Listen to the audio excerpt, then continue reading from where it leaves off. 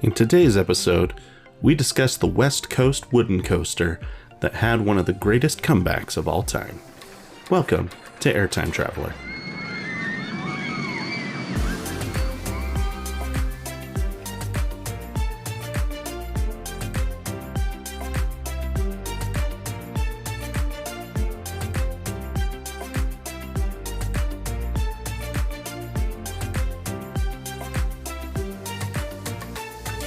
How's it going, everybody? Welcome to the Roller Coaster History Podcast. You are listening to Airtime Traveler. My name is Nathan Grace, and today I am joined by my sister, Kiersey Goad. Welcome, Kiersey. Hi. Kiersey has, if you're a longtime listener of the podcast, you will know that Kiersey has been on the podcast. I think this is your fourth time.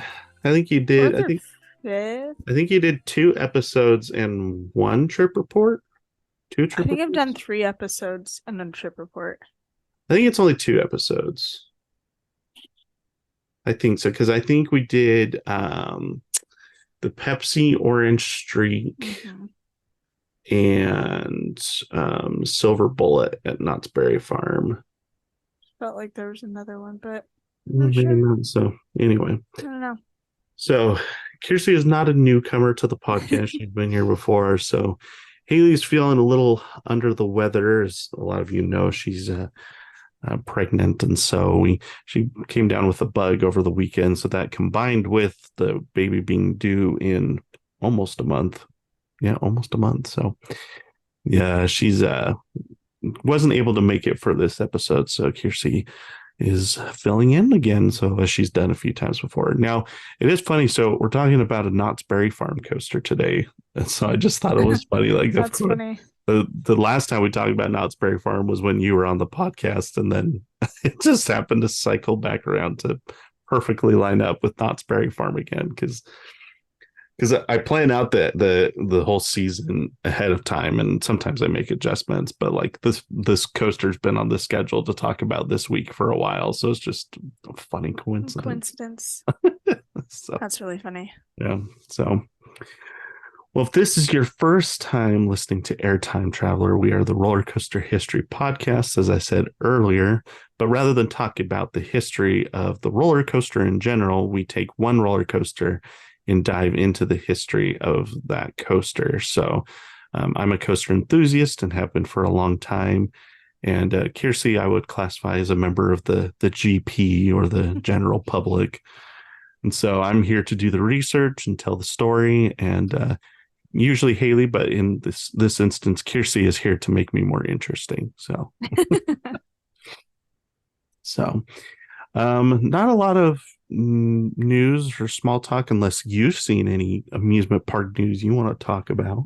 I mean, if I have, it was probably on your Instagram. So the only thing that was something that I know you saw was the bear that was in Magic Kingdom. What was that, yesterday? Day before that? Something like that. Yeah. So pretty that was recently. Crazy. That's nuts. I saw someone post a picture of Big Bear Mountain along with the news article. I was like, hey, they found it. He's a little far from home. A little bit. That's a bit of a hike. Maybe I can replace Splash Mountain. They can put Big Bear Mountain. That could be the 3rd mountain. There you go. The Space Mountain, Big Thunder Mountain, and Big Bear Mountain. It'd fit right in Frontierland. It really would, to be fair. It would. So it's kind of that same vibe for sure. So, well, if this is your first time tuning in, you can also go and follow along on social media. We're on Instagram and the app formerly known as Twitter. And if you go and follow us now, the reason I bring that up now is because you can actually kind of follow along with us as we go throughout the episode, because I'll have pictures and videos I'll be showing Kiersey throughout our episode. And you can Instagram, I'm limited to 10 photos, so you won't see as much, but on Twitter/X, you can see pretty much everything. So if you want to follow along, you can, or if you want to go check out the photos afterwards, whatever, you can go and follow us on social media. Our handle's at Airtime Traveler. So with that being said, I think we'll just jump right in. So I've got a long script today, so we got to gotta blow through this. So today we're I need to share my screen. I've realized we're doing this over Zoom because part of why we're not sure if Haley has COVID or not. She tested negative, but her mother-in-law was here over the weekend and tested positive. So we're Your mother-in-law. or sorry, our mother-in-law, my mother-in-law, Haley's mother, tested positive for COVID after they got back. And so we're kind of quarantining. So Kirsty and I are doing this over Zoom, which is new. We've never done that before. So hopefully this goes well. See how it goes. Yeah. If your screen is white, then I can see it. Okay, good. I was going to say, you should see a blank screen. So Yep, I do. We're good. good. All right. Well, today we're talking about GhostRider at Knott's Berry Farm. So GhostRider opened in 1998, $24 million coaster. It's a wooden coaster. I'll show you. There'll be some pictures in a second. So Kirsty has not been to Knott's Berry Farm. So you'll know that if you tuned into our Silver Bullet episode. But in case you hadn't, now you know. So the coaster is 4,533 feet long, 118 feet tall, with a top speed of 56 miles per hour. Average 2023 wait time is 70 minutes. Wow. Which is, yeah, that's the average wait time. So you can imagine what that means for, what the highest wait times are, like the weekends and stuff. So, and we'll get into that because that is definitely a sticking point with a lot of people with this coaster. And anyway, we will dive into that later in the episode. In the CoasterBot rankings, it ranks at number 23 in the country, so very highly ranked. It's actually the fourth highest ranked wooden coaster in the country. So the only three wooden coasters that rank above it are El Toro at Six Flags Great Adventure, The Voyage at Holiday World, and Outlaw Run at Silver Dollar City. So I've been on that one. It ranks above coasters such as Phoenix at Knoebels, Boulder Dash at Lake Compounce, and Mystic Timbers at Kings Island. At Knott's Berry Farm, it ranks first among all the coasters that are there. So first is GhostRider, then it's Accelerator at number 2. Hang Time is 3, followed by Silver Bullet and Sierra Sidewinder. Then Pony Express at 6, and then Jaguar and Coast Rider at 7 and 8. All right, review of the name. So since you're less familiar with the coaster, I'll let you give your opinion on the name. GhostRider. Mm-hmm. I think it's fine. It's not nothing that's like, wow, what an amazing name, but it's not like that's a terrible name. There's definitely like that. There's definitely some coasters that have a name like that. You're just like, that was lazy. But yeah, I think this one's solid. One's fine. So. Like it's not like, man, what a lame name. But yeah, it is slightly confusing because like when you're searching for GhostRider, like what comes up more often than the coaster is the comic book character, which was popular. Well, actually, I can't say that for sure. I'm pretty sure that GhostRider. I'm gonna actually look this up now. I'm pretty sure GhostRider was a thing in the comics way before this coaster opened. Not the movie, but the actual comic character, I would imagine. I have to check now. Let's see. Yeah, first appearance 1972. So the comic book character had been around for a long time before this coaster ever came to be. So that would probably be my only gripe with the name, is just that it's something that's already a popular thing in pop culture, but I don't think it's a bad name. So yeah. What do you think of the logo? I think it's good. It's a little bit dated, and the first thing I noticed was that the S being like his arm is an interesting choice because it makes his arm look a little wavy. But it looks good. It's like it's clear, you can read it well, which is something that is not always the case. Yeah, and the design works. Like I think the only the only things that I notice is that the only negative things I notice are that it's a little bit dated and that the S makes his arm look a little weird.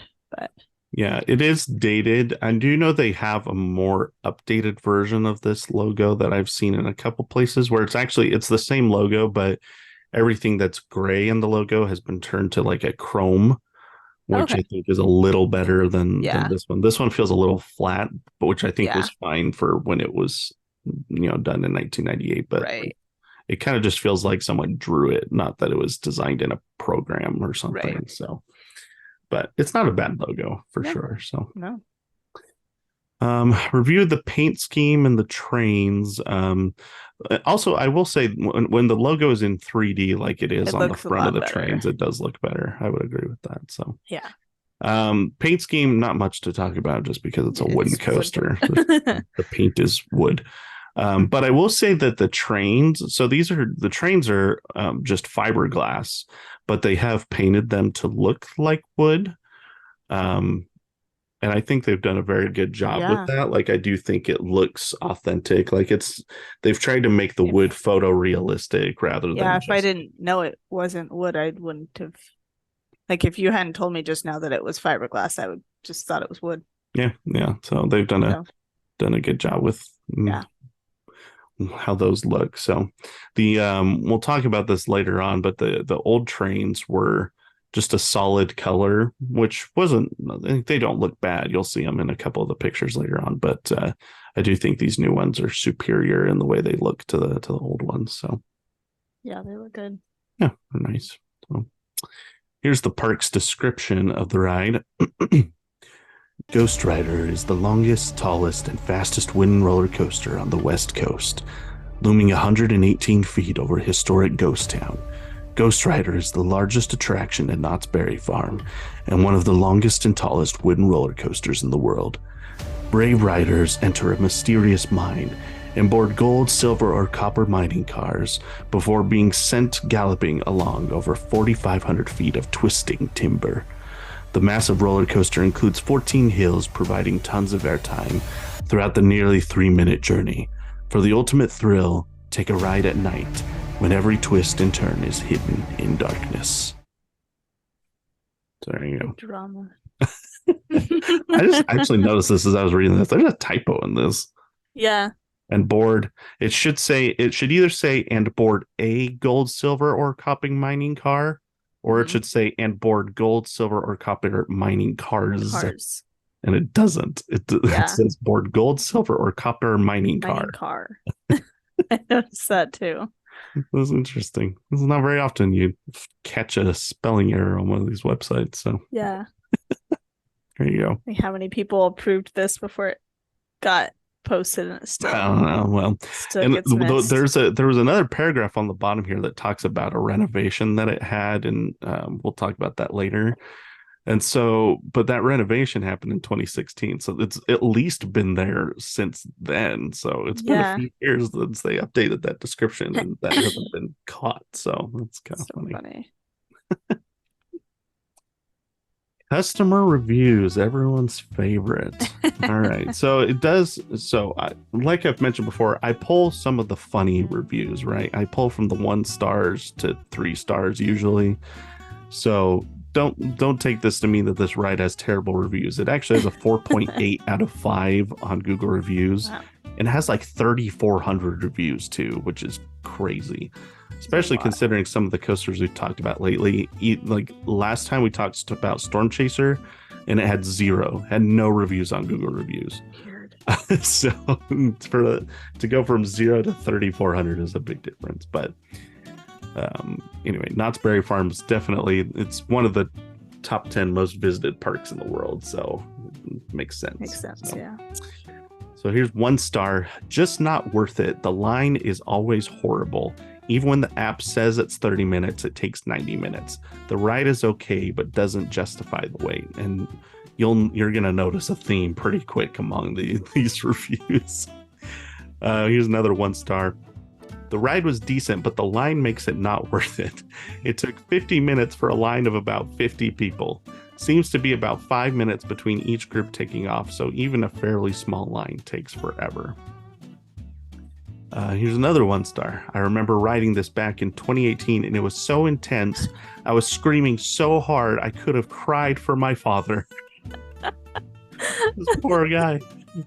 He was so scared. I do not want to ride this ever again. Well, it's definitely something. I feel bad. Poor guy. Not a roller coaster fan for sure. Apparently. I do know some people though that like roller coaster, like still coasters they love, but wind coasters they hate. So it could be some of that too. Like I know some people just don't like the rumble of a wooden coaster. Yeah. So I was listening to this podcast that talked about, he was talking about riding what coaster was it? It was the Beast at Kings Island. And he said he rode it next to a stranger, and he rode the ride, and he's probably a little older than me, probably in his early 30s, and he got off, like he gets the brake run, and he was like, oh man, this is really rough. And he said something like that out loud, like, man, that was so rough. And the stranger was like, yeah, don't you just love how they shake you? And the guy was like, no, I don't. I do not find that so enjoyable. So, just love how they shake you. Here's another 1-star. This is a young man's ride and not for anyone over 40. My neck and back of head is still aching after 3 days riding GhostRider at Knott's. It's too jerky and rough with a terrible seat that has you feeling you're not safe because there's nothing holding you tight. You're holding onto the rubber bar with all your might, hence the neck and headaches. I feel bad because I do know some people that like just get headaches and stuff from coasters because it's happened to me before. But the phrase "this is a young man's ride" is just hilarious to me. Ride. Not young people, specifically young man. Here's another 1-star. If you don't mind waiting 3 hours, even on a reservation, yes, it's a good ride. Another 1-star. Too scary. I thought I was gonna have a heart attack. Waited in line 4 hours. Sucked. Definitely seeing a trend here. So 4 hours. It's hard for me to say whether that's true or not, but I don't think there's any ride I would wait 4 hours for. What's the longest you've waited in line for a ride? Probably when we went to Universal my senior year, and and me and Haley and Mariah waited for. No, we waited for Escape from Gringotts. Gringotts, yeah, we waited for a solid couple of hours. Yeah, it was probably about 2 hours. Yeah. That's probably the longest. That's a good point. I forgot about that one. I think the only time I've waited longer than we did for that one was we went to Hershey Park the first time. We got there and it started to rain like right as we got there. And so all the coasters closed except for one that was at the back of the park, but we would have had to run through the rain to get to it because it was an indoor coaster. And so that's why it stayed open. But we were right by their shooting ride. Reese's Cup Fusion, and so we just hopped in line for that. We waited 2.5 hours for that thing, and it just was still raining, so we didn't consider getting out of line to go ride something else because everything else was still closed. So waited 2.5 hours for a shooting ride. Shooting ride. 4 hours. 4 hours. That's a long time. 1-star. I love this ride. I'm a little confused. Not quite sure what happened here. I think this might have been a mistake. Sarcasm, or that's fair. It could be so. I thought these were hilarious just because they were right next to each other. So there's this one says 1-star, scary, and then there's a bunch of there's like a sweating emoji and then a crying emoji and a scared emoji. It's funny. But then the review literally right underneath it is another 1-star that says it's not scary and then a frowny face. So I just scary. It's not scary. Just like it's two people, both 1-star, but completely different opinion. So funny. Oh. They're both 4 years ago. Yeah. And then I just wanted to include this one. I'm not going to read all these, but I did see a lot of people complaining about not being able to ride because they were too tall or too big. And they said they didn't have like a test seat out front. And I honestly can't remember if there was or wasn't when I went. And so I can't say for sure. But if there isn't, that is a problem because that, I mean, to wait in line for 2 hours for something and then find out you can't ride it, that's terrible. You have to have test seats outside of your most popular attractions because that's not okay. So yeah. Two more here. Let's see. 2 stars. I really wish that they would make this ride more comfortable and put the overhead restraints because every time I went up a hill, I was hanging on for dear life, popping out of my seat. This one's interesting to me because I feel like the problem is you put overhead restraints on this and you will just bang your head around the whole time. Yeah. So it's like some people I know don't like how like just having a lap bar, but like that's the trade-off there is if you have it over the head, like it's just less head's gonna be jerking side to side and yeah, exactly. pick And your then battles there. last one here. This phrase is amazing. 3 stars. Not as new as it used to be. No, no, it's not. Wait, it's just when I read that, I was like, isn't that true for everything? Nothing is as new as it used to be. You're never as That's new as really you funny. used to be. Yeah. That's really funny. And then this ride will knock your fillings out. Wow. This was my first ride and probably my last. Almost a 3-hour wait and was a little sore after. LOL. LOL. LOL. So there are your customer reviews for GhostRider. Not as new as it used to Not be. as new as it used to be. Let's talk about the history of GhostRider at Knott's Berry Farm. So we are going to go back to 1940.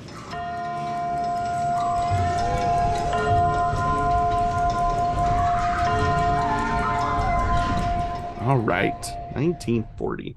It's been a while since we've gone back this far. Our last few coasters, we've been staying in like the 80s and 90s. I think 70s for one. We haven't been back this far in a while. So 6 years after the Knott family opened their famous chicken dinner restaurant, which you should be familiar with because I'm pretty sure we talked Knott's Berry Farm history last episode when we did Silver Bullet. So I think so. So just a quick recap for those of you that may not know. Knott's Berry Farm started as a farm.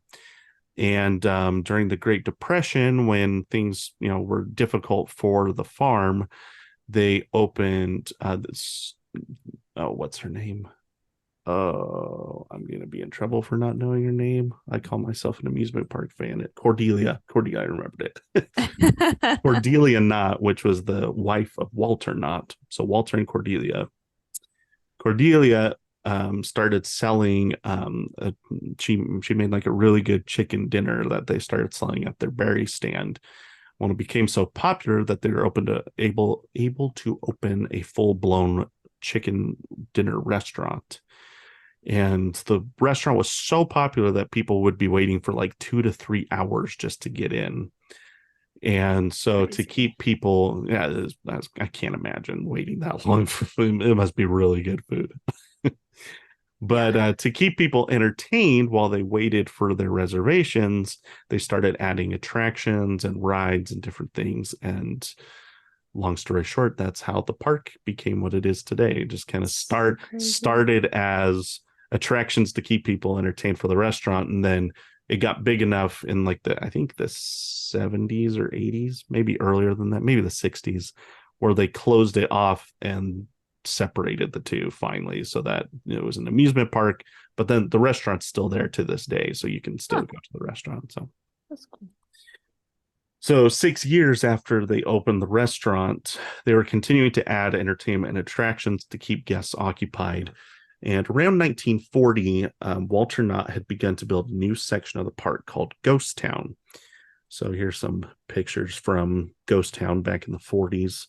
Rather than build it from scratch, he actually elected to relocate buildings from actual ghost towns, which is pretty cool. That's so really cool. Yeah, so some of these were built on site, but some of them are just actual buildings from the Old West that he relocated here. I guess a lot of them came from Prescott, Arizona was the main place that he got them from. So interesting. Yeah, that's really cool. Yeah, that's pretty cool.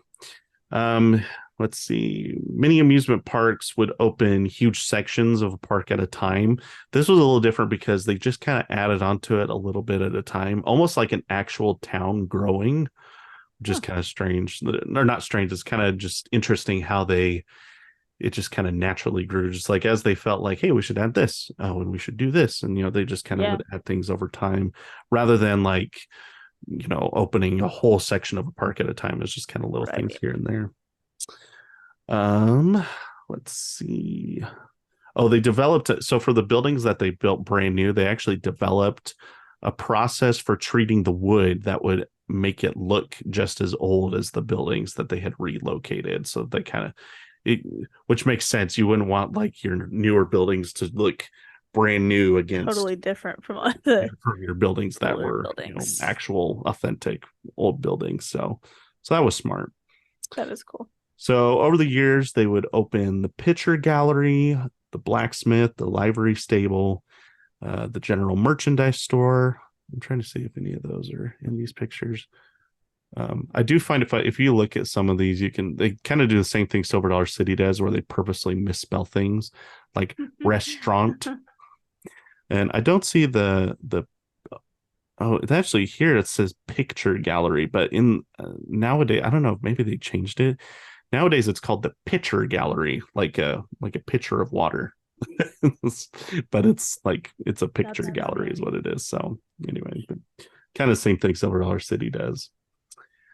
Let's see. In 1949, the park opened the Butterfield Stagecoach. So here's the stagecoach right there, in which guests would ride in one of the park's 6 stagecoaches that were drawn by 4-horse teams. So I guess like 4 of the coaches they got were like authentic ones, and they built 2 brand new ones, something like that. Interesting. Um, and this attraction is actually still open to this day. Like you can still go and you can ride on these old stagecoaches at the park, which is pretty That's cool. cool. So I was 49 in 1951. Walter Knott inherited his uncle's silver mill in Calico, California. You imagine just inheriting a whole silver mill? That'd be so wild. The only problem was it was abandoned because Oh. they had got all the silver already. Oh, that's so sad. Yeah, it's not as What's the exciting. point? So the town of Calico, California, was essentially a ghost town that had been abandoned for years at this point. So he decided to just buy the town, which is this is a crazy thought to A big just deal. buy a whole town. So some of the buildings from Calico were disassembled, shipped to the park, and reassembled in a new section of Ghost Town known as Calico Square. Um, this is like a side tangent, but he actually restored the town of Calico to its former, its original condition, and then donated it to San Bernardino County, and it now operates as a county regional park. Oh, There you go. Has nothing to do with the actual, coast we're talking about today, but just thought that was interesting. fun fact. Yeah, a little fun fact. The more you know. So Calico Square became the home to that kind of was like a new section of Ghost Town. And so that's where kind of all the new stuff started getting built.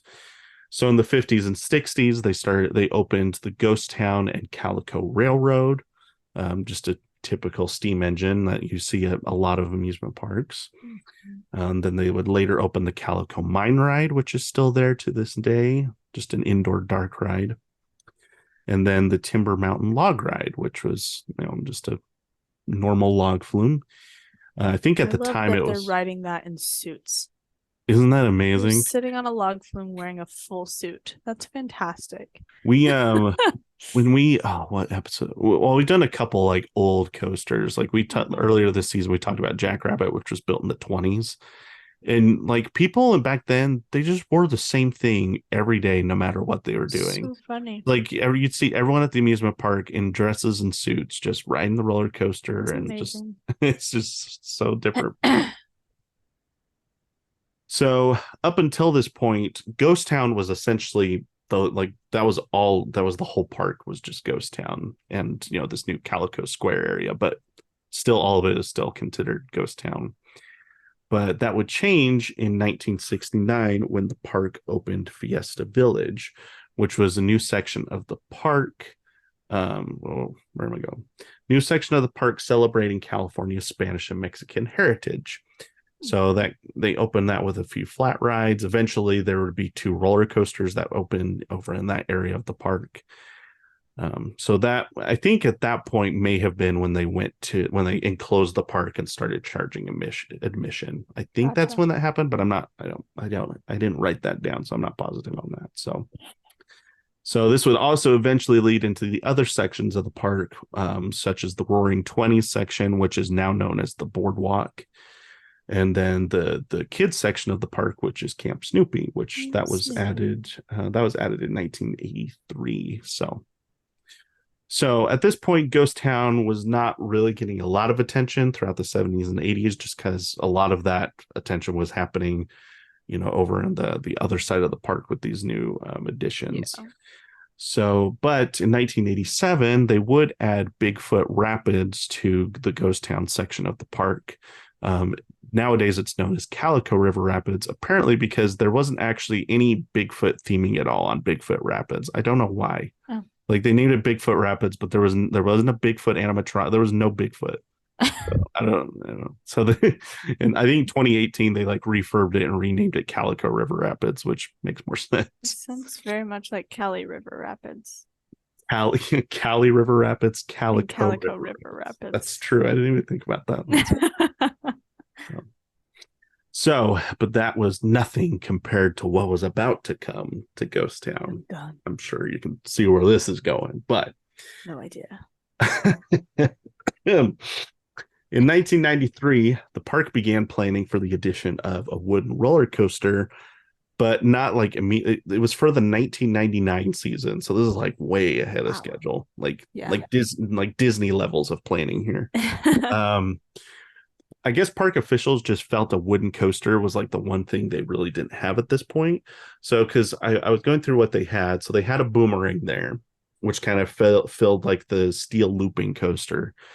Then they had Montezuma's Revenge was their launch coaster. They had Jaguar as the family coaster, and then they had a few other things. I think they had a kiddie coaster there. So, but they didn't have a wooden coaster. And so in 1997, the park had just opened Windjammer Surf Racers, which we talked about in episode 7 of the podcast. So, Kirsty, I don't know if you remember, but I'm going to do a brief recap just in case anybody who is listening hasn't listened to episode 7. If you want to hear more about this story, go and check that one out where we talk about Accelerator. But just quick recap on Windjammer Surf Racers. In 1996, the park closed one of their really popular family coasters, which was Wacky Soapbox Racers, which was essentially, it was a racing coaster, but it was 4 tracks side by side, which is completely, there's only one other coaster in the world that does that. So it was really unique. And so it had been at the park for a long time, and then they decided to tear it out in 96. And in 97, they opened Windjammer Surf Racers, which was a brand new prototype model from the Japanese company Togo. And they called it a looping wild mouse. So it was, so it was like a typical wild mouse. It did have 2 cars instead of 1 car, and then the first element was a vertical loop, and then it did some dips and some other things, kind of like a wild mouse does. And after that, but they built 2 of them side by side that would kind of race together. So it was an interesting idea. The problem is the coaster had so many issues, and the operations were just terrible. The coaster, the one side of the coaster only operated for a month or 2. And then the other one just operated sporadically over 3 years. So they opened it in 97. They finally closed it in 2000 and just tore it down. That's how bad this thing was. It was only open for 3 years, and then they were just done with it.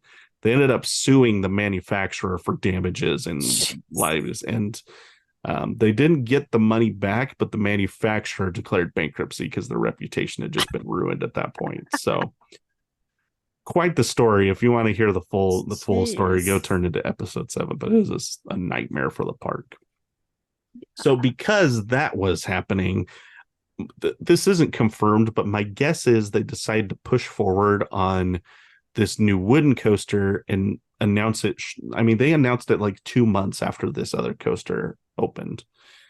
So my guess is this one was having so many issues that they basically just pushed forward on this other wooden coaster that they had in mind, Yeah. because this was supposed to be their new headline attraction, and it was just a dumpster fire. So yeah.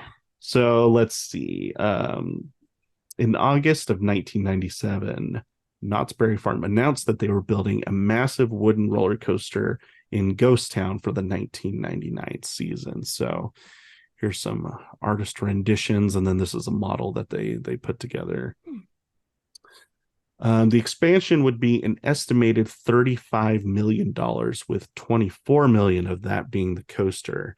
And I guess a lot of, because essentially what they had to do, so for those of you that aren't familiar, Knott's Berry Farm, it's in like downtown Buena Park, California. So it's completely boxed in by residential areas and businesses and all kinds of things. So the park really doesn't have like a ton of room for expansion.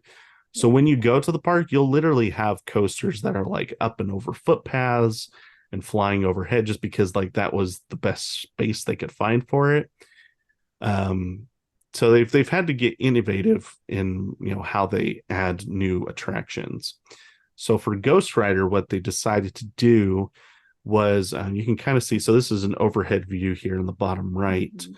So this is the station here, this building, and then this is like the first turnaround. So this is Ghost Town, like down here. Okay. So what it does is you go up the lift hill, and it goes, these are like, so this is the chicken dinner restaurant actually, and then these are Okay. like, this is a store, but these are like warehouses and personnel buildings and different things like that. So the chain hill goes up this way, and then it goes up and over this road that runs right alongside of the park, which is still part of their property because the water park is kind of like up this way. Mm-hmm. But it goes up and over this road right here, and then they cut out this little section of the parking lot, and then it just kind of went out into the parking lot and then comes back. So, and you can kind of see that better Interesting. in the model here, how it just so it goes up and over this Yeah, road and then comes back into the park. So essentially leaves the park and comes back is how they had that's funny. to fit this in. So, and there were a couple warehouses that they had to move, which is also included in that $35 million. So it was a big That's project. It was crazy. a big deal. So the 90s was a big decade for wooden coasters because companies like CCI and GCI were really kind of reinventing what wooden coasters could do. Because up until this point, like wooden coasters just kind of went through a bunch of hills, and then they would go through a turn, usually a slow turn to kind of turn back around, and then do a bunch of hills, and then you come back into the station. And you may do that 2 times, or you may do an L shape and then come back. But Mhm. in the 90s, they started, CCI and GCI figured out like how to do bank turns more effectively. And so Gotcha. wooden coasters were really booming in the 1990s for this reason. So um, let's see, 2 months after the project was announced, Knott's Berry Farm would actually be sold. At this point, it was still owned by the family. It was still owned by the Knott family. But Walter and Cordelia had both passed away at this point, so it was being run by their children at this time. Gotcha. And in '97, they kind of got to a point where, so Disney is only like 15-20 minutes from here. Right. They're really close to each other. And then Six Flags Magic Mountain is like an hour and a half away. I think Universal Studios is an hour. I don't know. I don't know exactly all these, but they're all within a couple hours Very of each close other, right? together. There's a bunch of parks right there in Southern California. And Knott's Berry Farm was kind of lagging behind the other ones. It was getting to a point where they just couldn't put the money in that a big chain can. Yeah. Because the other three, Six Flags, Disney, and Universal, all owned by big, nationwide, worldwide amusement park chains, where Right. Knott's was still, just being run by the family. So in '97, they started exploring options to sell the park, and they eventually sold it to Cedar Fair for $245 million, which is a lot of money. It was one of the biggest amusement park purchases in history. So That's crazy. So I guess Disney actually approached Knott's about buying the park, Hmm. and their goal was basically it would be Disneyland's second gate because this was before California's Great Adventure or Gotcha. Great Adventure. I'm not saying that right. California Adventure. California Adventure. Thank you. Yeah. I was mixing Six Flags and California Adventure. That's not right. Um, so this was before they'd opened. So this would be Disneyland's second gate is essentially what Yeah. they would do. But Knott's was basically like, we don't want our park to just turn into another Disney park. Like Yeah. They they wanted it basically to wanted, stay Knott's yeah, Berry Farm, they wanted to sell it to someone that would stay true to what they had built and which not really makes change things sense. a lot, which that's fair. So Yeah. Disney would definitely have slapped IPs all over this thing. Yup. So so Which would have been fun in its own way, yes, yeah. but It would have definitely been it interesting to see what definitely, Disney could have done with it, but I yeah, appreciate them being willing to just say, yeah, we just kind of want to keep it yeah, the way it is. So yeah, for sure. So Cedar Fair officials briefly considered canceling the upcoming coaster because they were like, that is a lot of money for a wooden coaster. And at this point, Cedar Fair had been really heavily invested in steel hypercoasters because they had just done one at Valley Fair, Dorney Park, and Mamba at Worlds of Fun. Because Gotcha. that one also opened in 1998, Mhm. around the same time we're at here. So Cedar Fair just wanted to put one of those hyper coasters here at Knott's, but eventually they got to a point where they're like, we're just too they'd done too much work on the wooden coaster, that they had spent too much money on it already, that they kind of reluctantly decided to move forward. So Yeah. it's kind of like, well, I guess we're stuck with this. So they did make some cutting. So they did cut some costs though, because I guess Knott's originally planned to have a pre-show in the queue, and Cedar Fair decided to cut that and Like, a no. few other things. So CCI was hired to manufacture the coaster. Construction of the ride began in January of 1998. So before that, they had just been doing things like moving warehouses and clearing Yeah. land and clearing the parking lot, things like that. Construction took 11 months.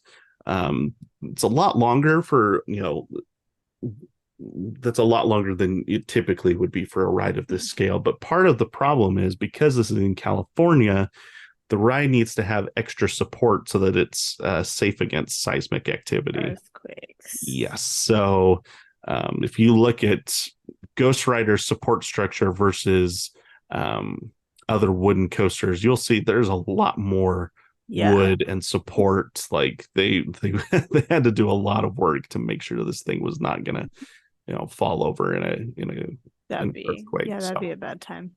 would not be good. So Knott's vice president over construction, Robin Hall, said the coaster was designed to act as a billboard for the park. So he had designed it to be easily visible from Beach Boulevard, which this is just like a busy road through Buena Park. Gotcha. I think this is for the water park. I'm not exactly sure what this parking lot is, but anyway, you can clearly see the big turnaround Yeah. for GhostRider from Beach Boulevard here. So Hall also said park officials asked CCI to make sure the coaster would be taller than Colossus, which was a wooden coaster at Six Flags Magic Mountain. Now, Colossus had been built in the 70s and was the tallest and fastest wooden coaster in the world at the time when it opened. Interesting. It did not hold that record at the time, but they wanted to make sure GhostRider was at least the tallest and fastest wooden coaster in Southern California. Mhm. So that was kind of their goal. So the original 112-foot height for Knott's coaster was increased to 118 feet to achieve this. So then How tall at this is how tall what's is that? Colossus? Cool. Well, actually, we'll get to that. I have a newspaper article talking about All that in a right. few minutes. So at this point, the Knott's coaster still didn't have a name, but I'm sure at this point you know that the coaster's name was officially announced in March of 1998 as GhostRider. I actually don't know if you're going to be able to. I probably should have tested this. I don't know if you're going to be able to hear this or not. I guess we'll find out. So Yeah. I've got a commercial for GhostRider here. So if you're listening to the podcast, you'll be able to hear it, but I don't know if Kiersey will be. We'll find out. We'll find out. Do you believe in ghosts?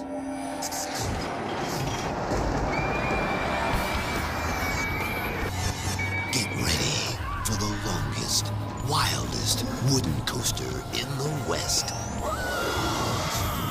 GhostRider, you will believe. Only at Knott's.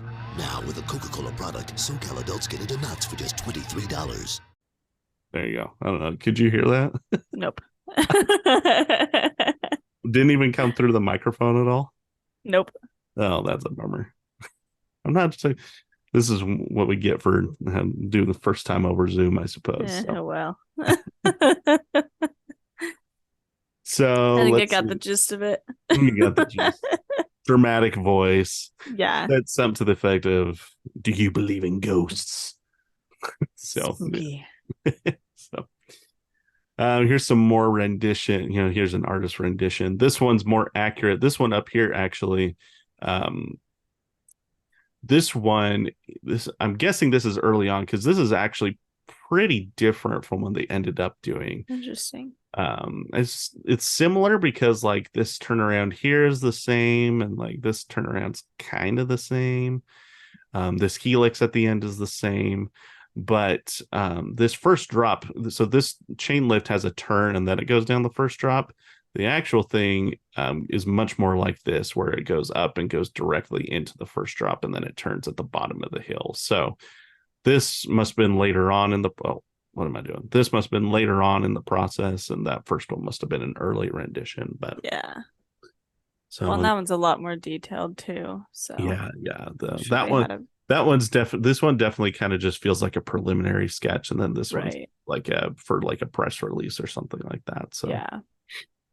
So, and then just some other sketches of like the queue building, and then the coaster trains and stuff like that. So. Construction would continue throughout 1998, and the coaster was trending ahead of schedule, even though it was, a really long project. That's why the park said originally a 1999 opening, because they wanted to make sure they had plenty of time. But it was actually ahead of schedule, and so GhostRider completed earlier than anticipated and would open to the public on December 8th, 1998. So these pictures are all from 99, but I think they're pretty shortly after the opening, I think in like January or February. Yeah. So the ride experience is, it's kind of changed a little bit, but not too much. We'll just say the ride experience is as follows. The train leaves the station and makes a left turn as it descends into a large U-turn to the right into the lift hill. After cresting the lift hill, riders drop 108 feet, hitting the top speed of 56 miles per hour. The bottom of the drop leads immediately into a bank turn to the left and ascends the first airtime hill. After another drop, the train ascends into a bank turnaround to the left. And after a small right turn, the train dives down through the wooden structure before rising into a bank turn to the right that dives back down into the structure. After another ascent, riders get a small breather as the train goes through a slow-ish turnaround to the right, high above the station. After cruising through the mid-course breaks, the train begins its second half by diving back down into the wooden structure and up and over two small airtime hills that bank to the left. After ascending another hill, the train follows a right helix with very little banking, providing some intense lateral Gs. The train jumps over another two airtime hills before hitting the finale, a 450-degree helix with almost no banking at all, providing about 10 continuous seconds of even more intense lateral Gs. The train then hits one small airtime hill as it runs into the final breaks. So there you go. It's a very, I'll just give my 2 cents on the ride really quick here, and then we'll jump right into more history. But the ride is very long. Like it sounds really long. It's a very long ride, 4,500 feet, which I think I have it down here. It's still the ninth longest wooden coaster in the country, and the longest wooden coaster on the West Coast. So, and it's kind of broken up into two halves. Like you kind of get that little breather, and then it jumps down this really pretty big drop at the mid-course breaks, and you get it's still get a lot of speed going through that second half, and the pacing is just really good. So yeah, GhostRider is really, really long, and I think that makes for a really, really fun ride, in my opinion. Um, it feels so much faster than it probably really is going, just because, like it mentions in there, those last couple turns, there's like no banking. Yeah. So like you're just flying around those turns, but you're just getting, jerked to the left at the same time. That's crazy. It's pretty intense. It's an intense ride. So Ghost Rider became like an instant success among pretty much everyone, the general public and enthusiasts. So the Southern California hadn't seen a new wooden coaster since 1991, and that coaster was Cyclone at Six Flags Magic Mountain, which I've heard some enthusiasts say that that's like one of the worst wooden coasters ever built. So it'd been a while since SoCal had gotten a really good wooden coaster. So I think that helped people. Yeah. And, with how much they enjoyed it. So let's see. It seems this is a common theme we've run into. I mean, especially pre-2000, before social media really became a big thing. Park officials kind of stretched the truth about the coaster for certain marketing purposes. So, because like we talked about, the coaster was marketed as the tallest and fastest in the state of California, but both of those are false. We even talked about they increased the height so it'd be taller than Colossus, right? Yeah. So the speed of the ride is 56 miles per hour. Colossus is 62. So that's a pretty big difference. Not even close. And the height is a little more complicated because Colossus is 125 feet tall, where Ghost Rider is 118 feet tall. But Ghost Rider's low point to its high point is greater than 125 feet. So it's kind of like, I don't know, it's, I can see where they're coming from, but I have this article that says it's big, it's new, it's scary, but is it the fastest? And it's this whole article that's comparing the two coasters. And this is really funny. So this is the publicist from Knott, says the height depends on how you measure it. Ghost Rider's highest point is 118 feet from average ground level. Measured from some low points, however, it would top Colossus. We're saying 118 feet just to be the good guys. There's plenty of room for all of us here. In other words, we didn't beat the record, but hey, it's okay. We're all friends here. We're the good guys. That's so and funny. then again, he says here, but Ghost Rider also is reaching speeds of 60 miles per hour and then some, he said. I think the fastest remains to be seen. It is one of the fastest, if not the fastest. So, I mean, just blatant, like it's 56 miles per hour. And he's saying, oh, I think it's like 60, maybe even more than 60. I was like, no. Oh my gosh. So I just thought that was funny. Like, it really feels like they thought the coaster was going to be faster than it was. And it just, I don't know. It's super funny. In the 1999 Golden Ticket Awards, Ghost Rider would place number 13 in the wooden coaster category. Over the next several years, it would climb, placing as high as number 6. Became one of the park's most popular rides, if not the most popular. I saw an article. Park officials were hopeful that the ride would increase annual attendance from 3.4 million to 4 million guests, which is pretty lofty because I've seen other parks that are happy with like 100 or 200,000 extra guests after building a new attraction like that. So an increase of 600,000, that's pretty ambitious. That's a lot. Actual numbers fell quite short of that. The park did see a 6% increase in attendance up to 3.6 million. That being said, the amusement industry as a whole was suffering a lot of attendance drops during that period. Disneyland was 4% down during that same time frame. Interesting. So that gives you an idea of, if Disneyland was 4% down, but Knott's was 6% up. I mean, that's a big deal with them being that close together. Yeah, for sure. So let's see, what are we talking about? Oh, yeah, we need to talk a little bit about kind of the wear and tear that this coaster goes through. So in August of 1999, so just a short few months after the ride opened, there was kind of a freak accident that occurred. So there was a piece of wood that flung up in front of one of the trains and hit 5 riders. Now, 4 of them, Yikes. yeah, this is no good for sure. 4 of them were minor injuries. They were fine.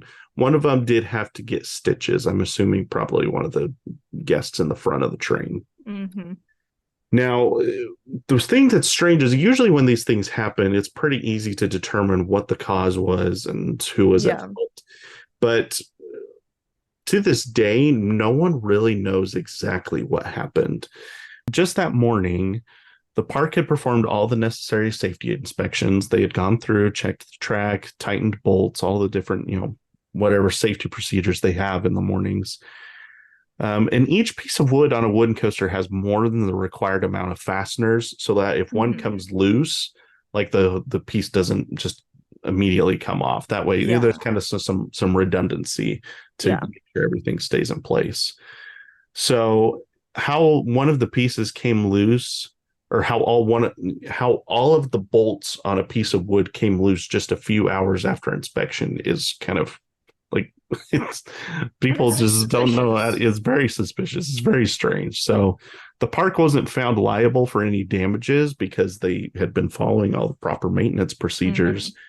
But the park decided to make modifications to the ride just to be safe. So over the next week, the maintenance team wrapped about 60% of the track in metal straps. So I have a picture here kind of showing. So essentially the coaster track, I think it's the track that it's not the track on this. Oh, you can kind of see it here though. It is the track. Yeah. So essentially wooden coasters are made up of several layers of wood. And so it was this top layer that came loose. So their idea was to just strap all of these together to provide even more, structural security to keep any pieces from coming off. So that was their solution, which makes sense. It seems to work. Yeah. So, I did hear some things about the way that the ride is constructed is kind of interesting because it was constructed to withstand earthquakes. It means the structure is more dense than other wooden coasters. So it affects how the coaster performs in a good way and a bad way. So in a good way, the rigid structure means that the supports absorb less of the coaster train's speed, which means that allows the coaster to stay at a relatively high speed for longer periods of time, which, GhostRider is relatively low. It has a relatively low height for how long of a coaster it is, and it's able to maintain a pretty good pace throughout the whole ride. So part of that's just because of how rigid the structure is. Now, the downside of that is because the structure isn't absorbing as much of the force from the train. That means the train is absorbing that. So that means the riders will feel more bumps and divots more clearly. The track isn't absorbing everything. The train and the riders are absorbing more of that force. And so it's very important for the track to stay smooth. So that will become an issue soon here. Before we get to that, though, in 2001, after noise complaints from local residents, a roof was added to the top of the first drop to help muffle the screams of riders. And this method has actually been used in other coasters, such as Gold Striker at California's Great America and Incredicoaster at Disneyland's California Adventure. So it's not uncommon for coasters that are in high residential areas to do this if necessary. So that was done in 2001. GhostRider remained the headline attraction at the park until Accelerator opened in 2002, but even then, GhostRider remained just as popular, if not more popular than Accelerator. This is kind of out of sequence, but I'm not sure where else to put this. So this happened in 2013. The park opened a Wild Mouse coaster in the boardwalk section, and they named it GhostRider. I heard you talking about that, like Yeah, listing when I that off mentioned the earlier, rankings at the beginning. and I wasn't sure if I'd heard you right. You did hear me right. Yes, they have a wild mouse that is named after another coaster that is in the park. That's very interesting. It is interesting. So I'm not sure if that's funny or if that's A lazy. terrible idea. So, Probably a little bit of both. so that happened way up in 2013, but the rest of what I'm going to talk about kind of all ties together. So I just wanted to put that there because I didn't know where else to put it. So let's go back to 2004. So enthusiasts began noticing that the coaster had become really rough for its age. The prevailing theory is that the metal straps actually prevented the track from bending the way it's supposed to. Because coasters, people don't realize this, and some people get freaked out when they do realize this. But coasters move underneath you when you're on them. Not a lot, but they do. And steel coasters move less than wooden coasters. But they're supposed to do that because the more rigid a structure is, if you put any force on it, it's just going to snap. You know, you think of that's why you couldn't build a roller coaster out of glass, because once any pressure is applied to that, it would just snap and break into a million pieces. But wood and steel are, they are stiff and sturdy, but they're able to bend without breaking.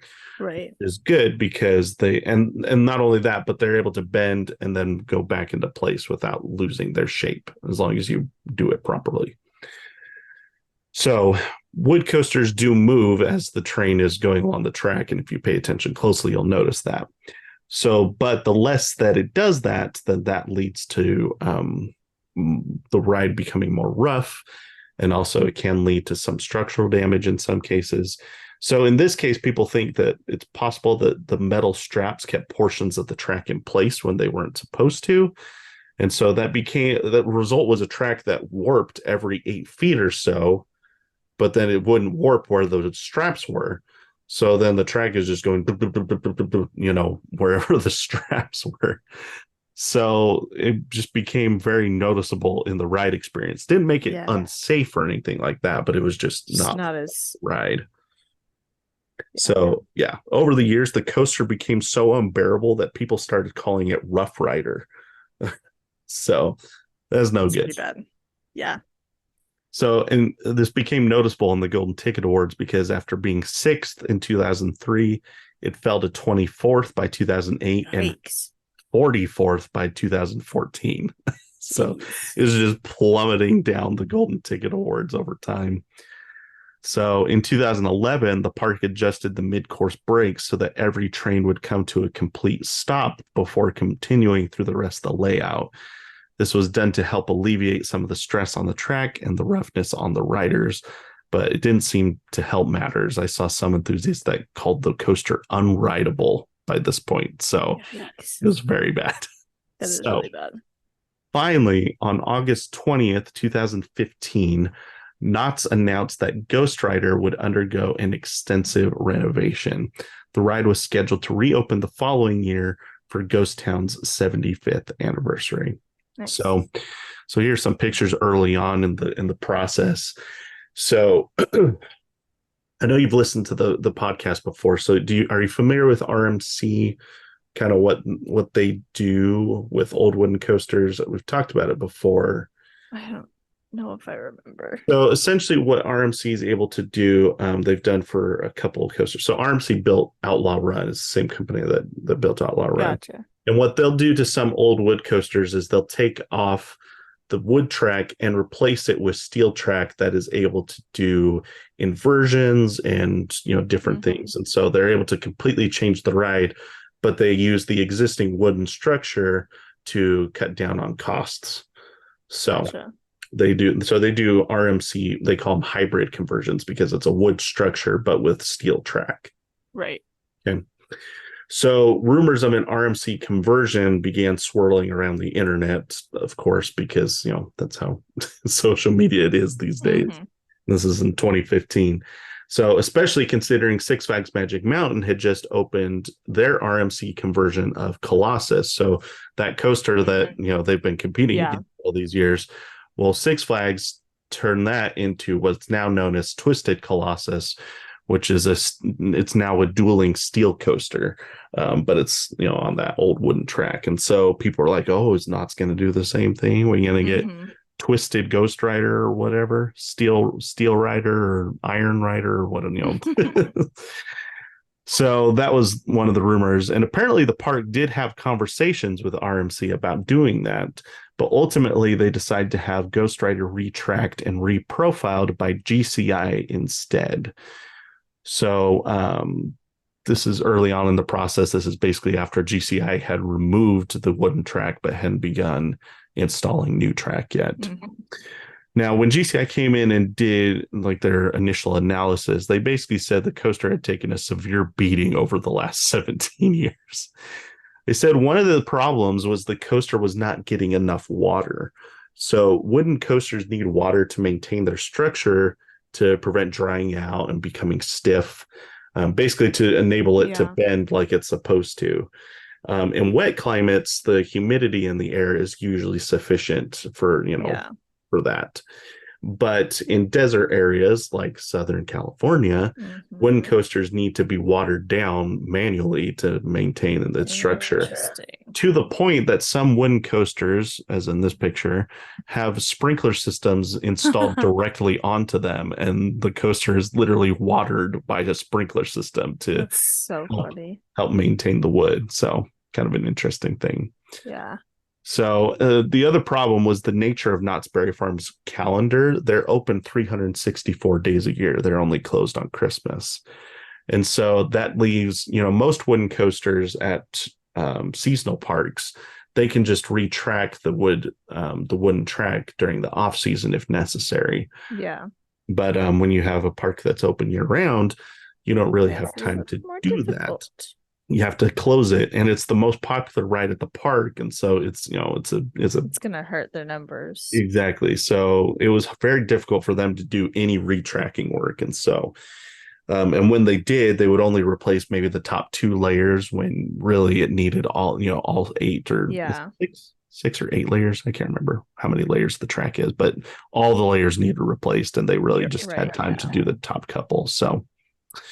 So here are all the changes that GCI made to GhostRider. So they would completely replace about 3,800 feet of track on GhostRider. So here's some pictures from after they started replacing track. So it's pretty easy to see. Here's, the old support. Right. Yeah. Brand new track up on top. So that 3,800 feet is essentially everything from the first drop until the final breaks. So the lift hill, they didn't worry about that. Makes sense. The station, things like that. This also meant that the metal brackets are completely gone, so they're not worried about that anymore. Hopefully that, and they're, thinking that's probably what made it so rough. So maybe that'll help. Yeah. The new track mostly consisted of southern yellow pine, which is a very popular choice for wooden coasters. However, in some sections of the track that were notorious for taking a beating, I suppose, GCI would use Ipe wood, which I'd never heard of Ipe wood, but apparently it's an extremely durable but expensive variety of wood from Brazil. I guess it's so durable that they have to cut it with like a special saw blade that they can't use on the rest of the wood. So that's kind of interesting. That is interesting. And you can see, so like in this picture here, and this is just one section of the ride, but because it's so expensive, they tried to only use it when necessary. So like in this turn here, you can see this dark wood here. This is the Ipe wood on the outside of this right turn or this left turn. So, but you can even see they didn't even put it on the left side. So they're saying, oh, well, there's more force being applied on the right rail in this turn. Yeah. So we'll put it there, but not even worrying about it here. So they really just tried to limit it to the parts of the track they think needed it the most. But if you're on the ride, you can, and if you're looking closely, if you're a nerd like me and does stuff like that, you can see where the Ipe wood is used, most notably at the bottom of large drops and on the outside rail of some of the turns. You can clearly see the darker color in wood that the Ipe wood is compared to the southern yellow pine that was used everywhere else. So very interesting. Yeah, interesting. Several sections of the ride were also reprofiled. So some turns they added extra banking to decrease the amount of stress that was being placed on the track. Some of the airtime hills were actually decreased in height to add more airtime. So that's kind of cool. They installed a new magnetic brake system, replaced the chain lift hill, and then they also provided Knotts with 3 brand new Millennium Flyer trains from GCI. So that's why these new trains as opposed to the ones that we saw in the pictures earlier. So, and then finally, GCI also completely removed the mid-course brake run as they found it unnecessary. We'll get to that in a minute here. So, after a lengthy renovation project, GhostRider would reopen to the public on June 11th, 2016. So here's some pictures from after reopening. Nice. And guest satisfaction ever since then has just been through the roof. Like basically, a lot of people have said, people that haven't been on the original just say it's great, it's fantastic. But even people that have been on the original and then been on the new one, some people say there's a small group of people that say it's not as intense as it used to be, and I wish I missed the original. But most people will say that it's better than it ever was. That the new trains and the reprofiling work that was done, it's better than it even was when it was brand new in 1998. So it's definitely very, very highly praised nowadays, which is why we're talking about it being unrideable just a few minutes ago, but at the beginning of the episode we said it was the number 23 coaster in the country. So that's the big complete turnaround we've had here now. So nowadays the only complaint is the line, which we saw in the customer reviews. Now, why is the line so bad? Well, for some reason the coaster just has terrible capacity. So GhostRider is only, at this point, it's cycling about 450 guests per hour, which is dismal. In comparison, Space Mountain at Disneyland, so just a few miles away, is doing more than 3 times that. And Big Thunder Mountain is doing more than 5 times that. So, and granted, nuts. Disneyland does have, I would say Disneyland probably gets about twice as many guests as Knott's Berry Farm does. But still, I mean, this is the headline attraction at the park, and it's getting just terrible capacity. I mean, Time Traveler gets about, I think, 850 an hour. And that's at a much smaller park than we're talking here. So it's very, very bad.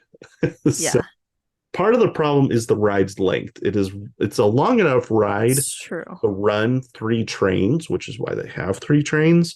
But for some reason, the park always runs 2. I don't know why. I don't know if they just prefer to have one in storage so that if there's a train that has a problem, they can just switch them out. I don't know. People have complained about it for years and they've never done anything about it. So I don't know exactly what the reasoning is. So it's especially weird because the park seemed to. So GCI removed the mid-course brake run when they did the renovation, mostly because they noticed that Knott's never ran 3 trains. So there was no reason for them to have the mid-course brake run. It was just added maintenance costs. Yeah. But in 2018, Knott's actually added it back. And people were like, they're going to start running 3 trains. Nope. So I'm not exactly sure why they added it back, just in case they decide to ever run 3 trains, I guess, but they never do. Really so weird. It is very strange. The other problem seems to be, so Knott's Berry Farm still allows guests to store items on the loading dock, which a lot of parks still do that, but it is something that's kind of being phased out. So because I went to a bunch of Cedar Fair parks the same year I went to Knott's Berry Farm, and they're pretty much the only ones that on their major coasters are still allowing you to have items on the loading dock. Most of the other parks have completely switched over to lockers outside of the ride, which I understand is frustrating, especially because Cedar Fair charges for their lockers, and I have words about that, but we won't talk about that. But I understand that there are some frustrations with that because, you want to have your, stuff with you sometimes. but it does greatly change how fast the rides can load and unload. One of the examples I saw was so Mystic Timbers is done by GCI, the same company, and that's at Kings Island. Mystic Timbers is capacity is about double what GhostRider's is, and their Mystic Timbers is running 3 trains pretty consistently. And the reason it's not a problem is because Mystic Timbers has no like cubbies or anything on the loading dock. So when guests get on the ride, they're just going straight to their seats and buckling up, which makes a big difference than, going across the station, finding a spot to put your stuff, going back to the train, buckling in. It cuts the loading time in probably, maybe a third, maybe even half the time. So, which, would make a big difference for GhostRider, I think. Right. But who knows? Cedar Fair seems to kind of let Knotts do their own thing when it comes to operations.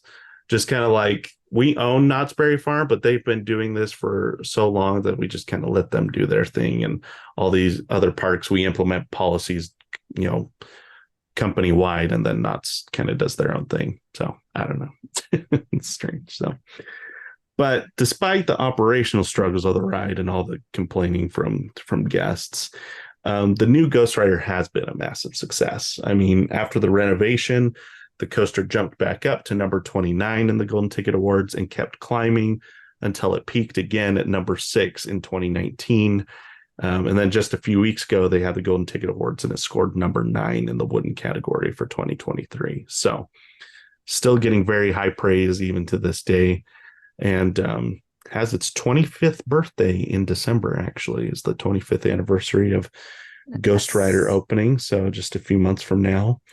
And even though it's almost 25 years old, it's still the most popular attraction at the park. So, and that is the history of GhostRider at Knott's Berry Farm. Well, there you go. Very interesting. Yeah.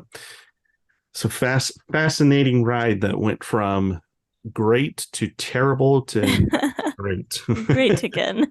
Yeah. So that's crazy. Yeah. It's a fun ride. I enjoyed it a lot. What's it ranked in your personal I list? Typically I've noticed that I have wooden coasters ranked lower than the average person. I think right now I have it at number 21. Just behind Mystic Timbers at Kings Island. But it's, I think, my number 4 wooden coaster. Yeah, it's number 4. So I have it behind Thunderhead at Dollywood, Outlaw Run at Silver Dollar City, and Mystic Timbers at Kings Island. So then this one comes in at number 4. And I think number 5 is Prowler at Worlds of Fun. I think that's what I've got my wooden coasters at right now. Very good. So, well, thank you for tuning in to this episode of Airtime Traveler. If you like that episode, be sure to go and leave a 5-star review.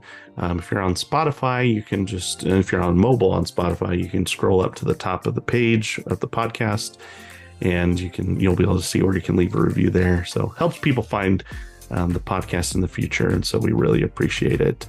Also, be sure to go and follow us on social media. I mentioned that at the top of the episode, but we are on Instagram and Twitter, or X, whatever you call it. Just our handle is at Airtime Traveler. And thanks to Kiersey for filling in for Haley this week. So anytime. So happy to do it. Yeah, so it's always fun to have her here. So, and wish Haley the best. Hope she starts feeling better soon. And yep, I know we keep saying we have a Lagoon trip report coming up, and Coaster Conversations episode talking about all the August announcements. Those are still coming, hopefully before the baby gets here, but maybe after the baby gets here, we'll find out. We'll see when the baby comes, and we'll go from there.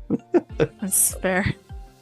So, well, thank you for tuning in to this episode of the podcast, and we will see you in the next one.